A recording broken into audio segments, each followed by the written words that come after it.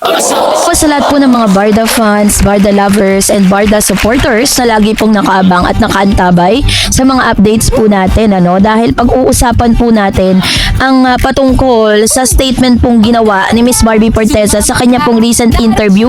Sinabi niya po kasi dito na parang meron po siyang pinagsisisihan, pero yung pagsisisi na yon, meron din siyang pinasasalamatan. So yun po yung ating pag-uusapan maya-maya lamang. But before that, at ngayong araw, ito na, pag-usapan na natin kasi sa isang interview po ni Miss Barbie Forteza, kung saan natanong po siya, ito po, this is gonna be the continuation of the interview, dun po sa Walang Kwentang Channel. Yun yung title ng channel, Tapos sinabi niya po dito, tinanong kasi siya ni Miss Cherry Pie at saka ni Miss Jody Santa Maria. Isa sa mga questions doon is, kung meron ka bang isang proyekto na pinagsisisihan at hindi po naging madamot si Barbie na sabihin in all honesty yung kanya pong opinion patungkol sa bagay na yan. Kasi sabi nga, sa mundo kasi ng showbiz, hindi lahat ng proyekto perpekto. Kahit gaano pa kagaling ang isang artista, may mga pagkakataon na kailangan niyang tumanggap ng mga proyektong hindi lubos na magpapakita ng kanyang kakayahan. Ganito ang naging matapat na pag-amin ng kapuso actress na si Barbie Forteza tungkol sa kanyang karanasan sa teleseryeng Cara Mia. So, sa isang panayam, ibinahagi ni Barbie na bagamat nagpapasalamat siya sa nasabing project, hindi niya maitatanggi na mayroon siyang konting pagsisisi, ganon, sa pagtanggap ng project na ibig sabihin po nito is in-offer sa kanya yung project, pero parang feeling ko lang labag sa kalooban niya kasi if you're going back to the narrative dun po sa kwento ng nasabing serye, this is kind of teleserye kung saan is parang isang tao siya pero dalawa yung muka, 'di ba? Ito yung muka ni Barbie Forteza, tas yung isa namang kakambal niya. Ganun po yung noon kasi it was way back 2019 pinalabas po yan sa GMA and hindi ko po siya pinanood. Honest po ako sa inyo. Pero nakikita ko po yan at sa isang panayam ibinahagi niya, sabi niya na talagang sobrang siya doon. Sobrang parang kahit ayaw niya, kailangan niyang tanggapin, Sa isang panayam binahagi ni Barbie, bagamat nagpapasalamat siya sa nasabing project, hindi niya rin maitatanggi na meron siyang konting pagsisisi sa pagtanggap nito. Gayunpaman, malinaw niyang sinabi na ang linyang tumatak ngayon na sa maraming netizen na sinabi niyang it pays the bill, So, yung konsepto kasi ng Cara Mia, ang Cara Mia isang fantasy drama na ipinalabas noong 2019 kung saan ginampanan ni Barbie ang karakter ni Cara, isang kambal na may iisang katawan ngunit may dalawang mukha.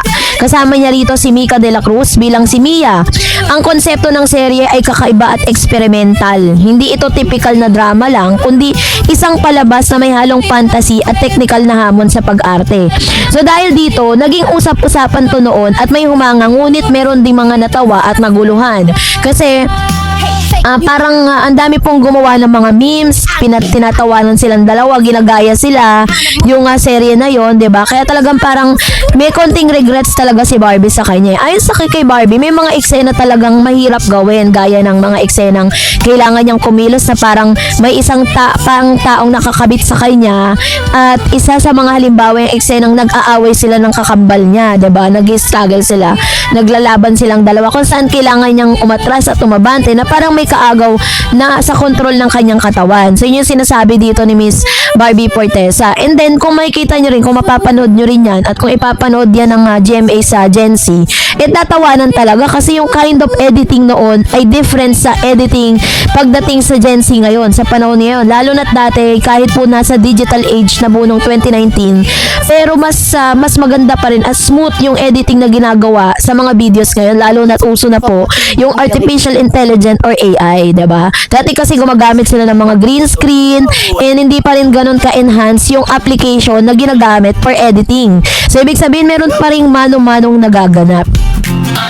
So, ayon kay Barbie, may mga eksena talaga at sa nasabing panayam, tinanong ni Barbie kung may mga project siyang nagawa na hindi masyadong nakatulong sa kanyang karir. Dito niya nabanggit ang Cara Mia kasi ayon po sa kanya, yung pagkakataon na parang hindi nito na ipakita yung kanyang tunay na husay sa pag-arte. May mga eksena pangaraw na maaaring magmukha siyang katawa-tawa sa paningin ng iba.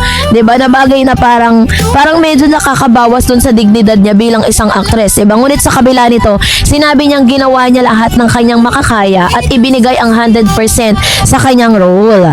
So, katulad po ng iba, isa rin sa mga nag-trending na kanyang parang sinabi dun po sa kanyang interview na isa rin sa mga biggest reason kung bakit siya tinanggap kahit ayaw niya because it paid the bill. Sabi niya, ang linyang it paid the bills ay sila simpleng pahayag, ngunit napakalalim na kahulugan nito. Ipinapakita nito ang isang katotohanan sa industriya ng showbiz na hindi lahat ng proyekto ay pinipili dahil sa passion or artistic fulfillment. Minsan, ito ay dahil sa practical na pangangailangan.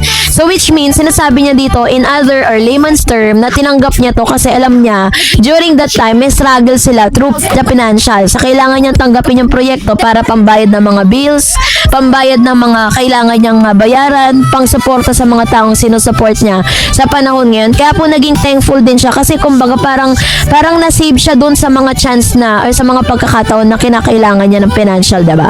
Para sa mga artistang tulad ni Barbie, ang bawat proyekto at trabaho tulad ng ibang propesyon, kailangan din nilang kumita upang matustusan ang kanilang pang-araw-araw na pangangailangan.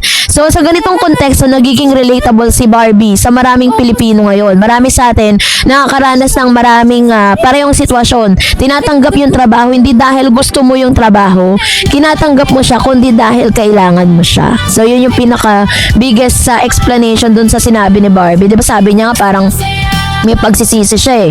'Di ba? Dahil nga hindi nga nailabas yung best ni Miss Barbie Fortesa. Pero syempre, kahit papaano, dapat, pag nilolook back niya yun, is parte pa rin po yun ng journey niya, journey ng kanyang success. Biruin po ninyo, ngayon, si Barbie po ngayon ay isa sa mga itinuturing na isa sa mga premyadong actress sa kanyang henerasyon. Dahil kung tutuusin, ang dami pong mga directors, ang dami pong mga producers, at maraming mga actors and actresses ang kinokomment itong si Miss Barbie dahil sa galing niyang umarte. Tingnan nyo naman po ang mga naganap ngayon. Sunod-sunod po yung mga projects niya.